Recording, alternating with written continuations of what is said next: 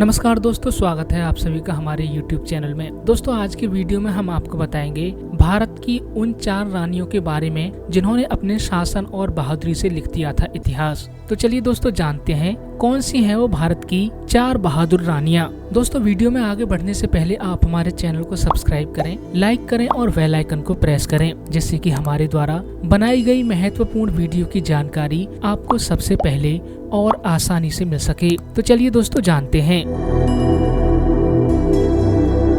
भारत का इतिहास काफी भव्य और शानदार है। अपने राज्य को बाहरी आक्रमणकारियों से बचाने के लिए कई राजाओं ने बलिदान दिया। इस त्याग और बलिदान में यहाँ की रानियां भी किसी से पीछे नहीं रही हैं। इन राजा और रानियों की वीरता की कहानी से हमारे इतिहास के पन्ने भरे पड़े हैं। तो चलिए दोस्तों, जानते हैं ऐसी ही कुछ रानियों के बारे में।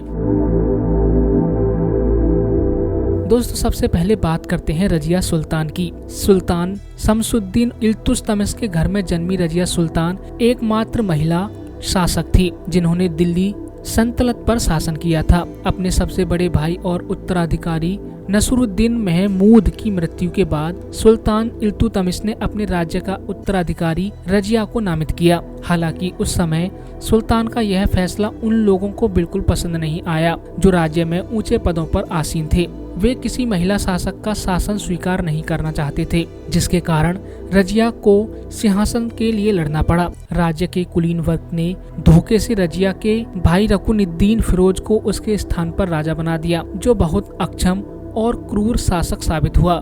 फिरोज के राजा बनने के बाद रजिया ने आम लोगों को शासन के खिलाफ लामबंद किया और विद्रोह शुरू कर दिया। इस विद्रोह की अगुवाई रजिया ने खुद की और फिरोज को हराकर राज्य पर कब्जा कर लिया। कैद में रखे गए फिरोज को बाद में मार डाला गया। हालांकि रजिया का शासन अल्पकालिक था, लेकिन रजिया सुल्तान ने खुद को एक मजबूत और सक्षम नेता के रूप में साबित किया।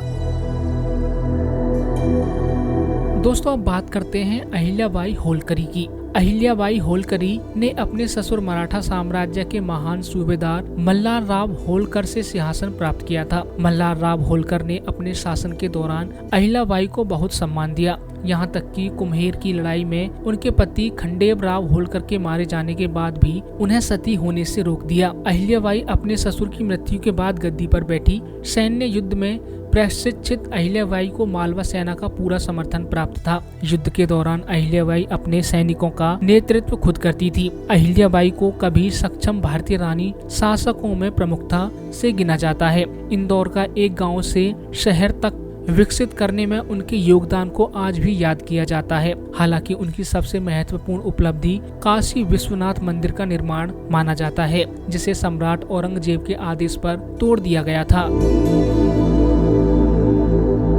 दोस्तों, अब बात करते हैं सबकी चहेती और जानी पहचानी रानी लक्ष्मीबाई की। झांसी की रानी लक्ष्मीबाई को इंडियन क्वीन भी कहा जाता है। उन्हें भारत की सबसे प्रसिद्ध महिला शासकों में एक माना जाता है। उन्होंने 1857 के प्रथम विद्रोह में महत्वपूर्ण भूमिका निभाई थी। यह भारतीय रानी अपने पति गंगाधर राव नेवालकर की मृत्यु के बाद गद्दी पर बैठी।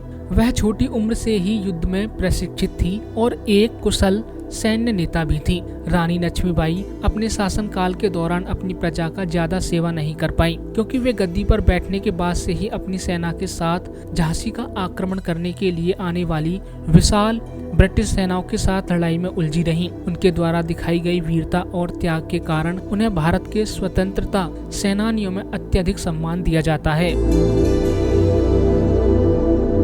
दोस्तों, अब बात करते हैं रानी चेन्नम्मा की। कित्तूर चेन्नम्मा आधुनिक कर्नाटक की एक रियासत कित्तूर की रानी थी। उनका जन्म लिंगायत समुदाय में हुआ था और 15 वर्ष की आयु में उनका विवाह देसाई परिवार के राजा मलसर्ज से हुआ था। छोटी सी उम्र से ही उन्हें तलवारबाजी, तीरंदाजी और घुड़सवारी का प्रशिक्षण मिला था। इन्होंने 1824 में अपने बेटे और अपने पति दोनों को खो दिया, जिसके बाद उन्होंने राज्य की गद्दी संभाली और अंग्रेजों के साथ युद्ध शुरू कर दिया। यह भारतीय रानी भी उन पहली महिला शासकों में से एक थी जिन्होंने अंग्रेजों के खिलाफ लड़ाई लड़ी और अपनी सेना को युद्ध में लीड किया। रानी चेन्नम्मा ने अंग्रेजों के साथ शुरुआती युद्ध में जीत हासिल की और अंग्रेजों के 2 उच्च अधिकारियों को पकड़ लिया, जिन्हें बाद में अंग्रेजों के साथ हुए समझौते के बाद रिहा कर दिया गया और अंग्रेज वापस चले गए। हालांकि कुछ समय बाद अंग्रेजों ने एक विशाल सेना के साथ फिर से हमला किया और रानी चेन्नम्मा को पकड़ लिया। अंग्रेजों ने रानी चेन्नम्मा को अपनी कैद में रखा, जहां कैद के दौरान उनकी मृत्यु हो गई। रानी चेन्नम्मा को कर्नाटक की लोक कथाओं में एक नायक जाना जाता है। तो दोस्तों, आज की वीडियो में बस इतना ही। ऐसी ही और महत्वपूर्ण वीडियो देखने के लिए लाइक, सब्सक्राइब और शेयर करना ना भूलें हमारा ये चैनल।